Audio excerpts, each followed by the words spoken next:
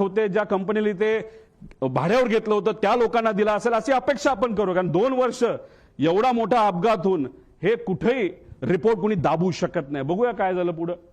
दुर्दैव असं 2023ला हा अपघात झाला, पण आतापर्यंत त्याचा रिपोर्ट आलेला नाही.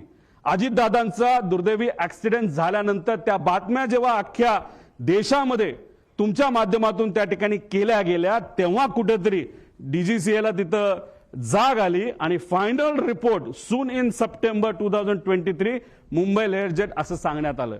म्हणजे कुठेतरी व्हीएसआरचा एक होल्ड आहे डीजीसीएवर, असं आमच्या सगळ्यांचं मत आहे. म्हणून एवढा मोठा रिपोर्ट होऊन त्या ठिकाणी तो दाबण्यात आला. मग का हा रिपोर्ट दाबण्यात आला? हा रिपोर्ट जर आतापर्यंत आला असता, तो जर सरकारपर्यंत पोहोचला असता, तर मग काही गोष्टींमध्ये बदल होऊ शकले असते. आणि मग आज आपले अजितदादा, माझे काका हे आज आपल्या सर्वांमध्ये इथं असू शकले असते. पण हा रिपोर्ट न झाला, न त्याच्यावर चेक झालं, कसं घडलं याचा कुठेही अभ्यास त्या ठिकाणी झाला नाही.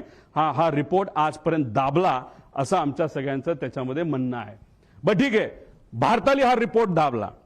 मग आता इंटरनॅशनल लेवलला काय झालं ह्याचा अभ्यास तुम्ही बघूया.